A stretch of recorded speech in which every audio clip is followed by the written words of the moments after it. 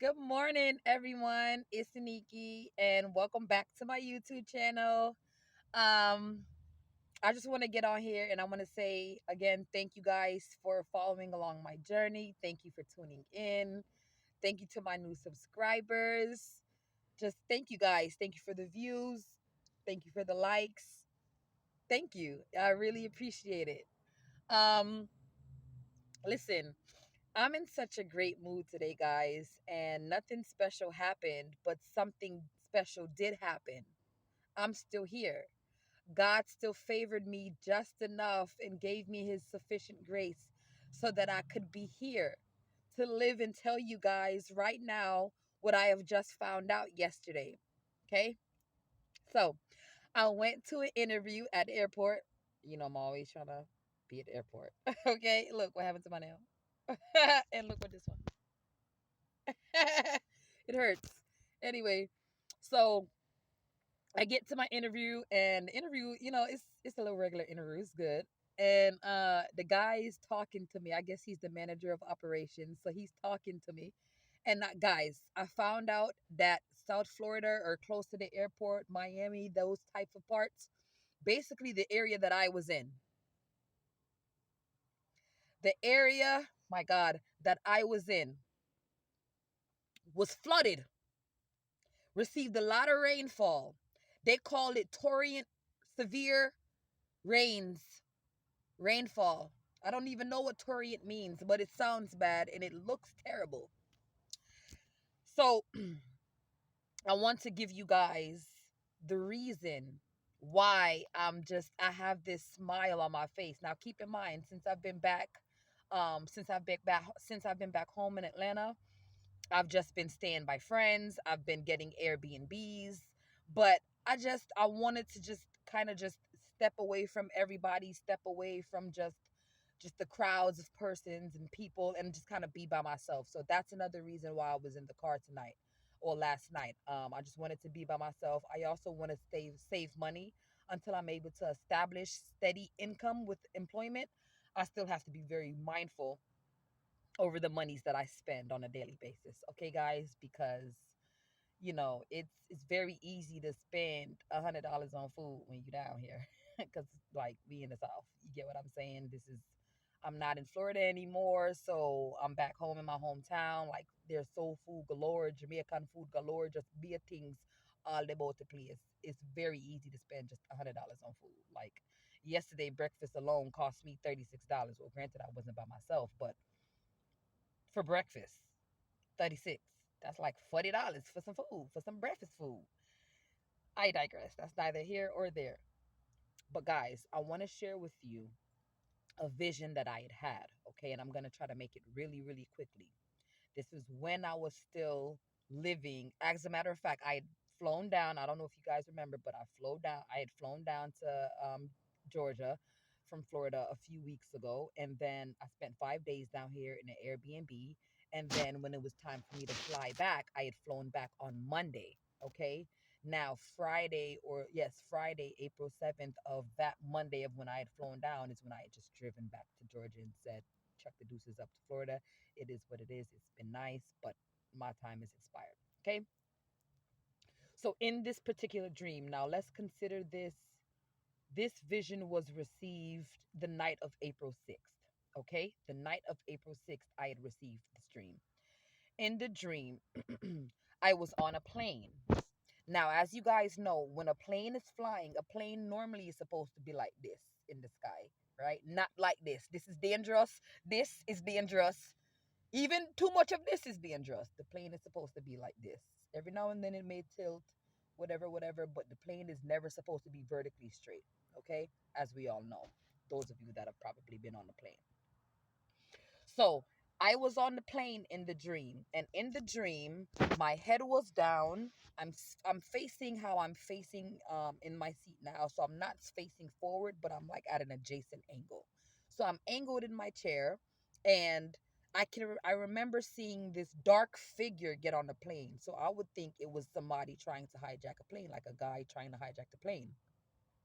Because all of a sudden, instantaneously, when I'd realized the guy, there was a young lady. I don't know this lady. I don't know the guy. I didn't see a face. I just saw a figure that I assumed it was a guy. Okay, I don't know what it was or who he was. But in front of me was a young lady. Again, guys, I don't know this lady or this girl, but I had just known to just grab her hand. So I'm holding her hand like this in front of me, and my head is down, and I'm on the plane, and I see the guy, and I'm just like, Jesus, Jesus, Jesus. Because in my spirit, I remember thinking in the dream, I need to intercede with prayer. So all I was saying was, Jesus, Jesus, Jesus, Jesus, Jesus, Jesus, Jesus in the dream, right? So as I'm saying Jesus, Jesus, mind you, I'm holding her hand. So I'm in my seat, and my hand is over the back of her chair because I'm holding her hand. So again, the girl didn't even turn around all the way. So as I'm saying Jesus, Jesus, Jesus, I turn and I look, and I see all of the baggages coming from the overhead. And then instantaneously, I had felt my my stomach pit fall. I had felt it fall. And then that's when the plane had gone all the way straight up. All of the bags are falling. People are screaming. That overhead thing, that where you put your mask on first before you put on someone else's, those start coming down. I mean, it's just chaotic. And then as I'm saying, Jesus, Jesus, Jesus, Jesus, Jesus, instantaneously, I end up in another location. Now I see two people by the door. It's like I'm in this room, and I remember seeing brick, right? A brick architecture in the room. And I remember seeing like hardwood on the floor, but I definitely remember seeing brick. And there was somebody standing by the door. There were two people, I guess, in the area, but the person closest to the door, the room door, says, "Are you ready?" And I said, "Yeah, hold on a second. Let me grab my shoes." So I do like this to my shoes, but I'm noticing my posture in the dream is real luxurious. It's real fancy. And I'm noticing that these are stilettos. I don't own any stilettos, guys. These are black, about at least a good 6.5 inches of a shoe, very thin heel. I didn't see the bottom, so I'm not gonna sit here and tell you guys that they were Jimmy's. I don't know if they was shoes or not, but I just know that they were 6.5 inch heels, black peak toe shoes with a hint of neon pink and like a lime yellow or a lime green or something. And then the dress that I had was the same exact dress. Now I recall the dress because I at one point had it in my wardrobe, but I eventually had thrown it away, okay? Because I don't know if I made an accident on it or whatever, but I just got rid of the dress. Now, as far as for the stilettos, guys, I don't own any stilettos. I don't. Yeah, I love heels and everything, but there's only so much limitation that you can own while you're here. So I don't have a lot of stuff, and whatever I do have are in these hefty bins here. One is for shoes and one is for clothes, and that's it. I don't need a lot of stuff. What's in my trunk is my art shop, my art supplies, my silicone molds, my mica pigment, stuff like that. So I'm asking the Lord, where did these shoes come from? Well, not in the dream, but later on, I'm like, okay, where do these shoes come from? Because I'm trying to find them. Like, just find stuff. Anyway, um, so I wake up. No, the dream skips, right? They ask me if I'm ready. I'm like, okay, hold on, let me grab my shoes. So I grab my shoes, and now the dream skips, and now it's like I'm almost in like a gymnasium, or not a gymnasium, a cafeteria, but I know I'm in some type of assembly line. There's a group of people in front of me. There's another line here, and then the girl that I was on the plane with is standing right next to me.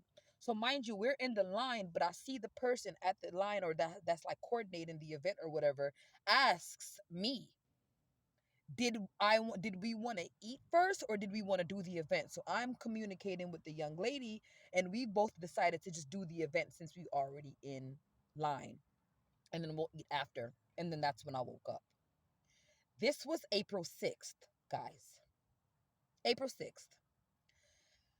That was the night of April 6th. So when I woke up, the morning of, it was April 7th. I look at my phone, I give my thanks, and I look at my phone and I receive my very last paycheck. I don't know if you guys remember in the last video, if I even posted a video, but I was certain that my boss was not going to put in my time because the way she fired me was so wrongfully. And I was certain that she wasn't going to put in my time for my last paycheck, but she did. She did. And that's how I was able to use those monies and drive down to Atlanta without the help of a soul, without telling a soul. I just left. Tell me why just Wednesday. Thursday was the interview yesterday. Just Wednesday. was a flood.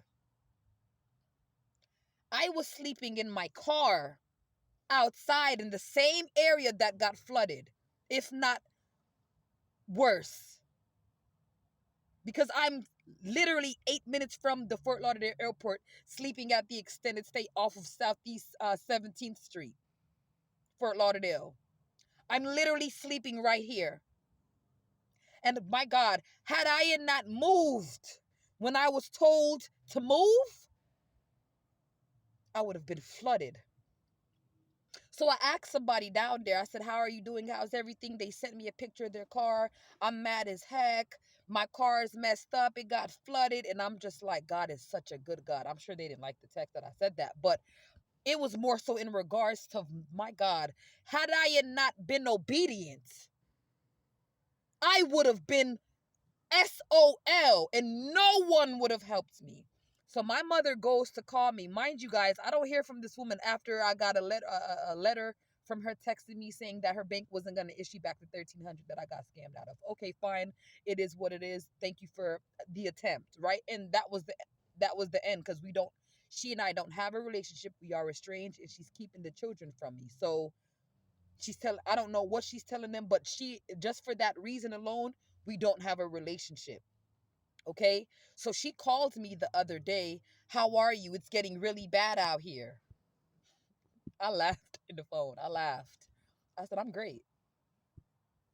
I didn't reveal my location necessarily until today, this morning, by basically letting her know I appreciate the check-in, but God's love for me is unmatched. I move when he told me to move.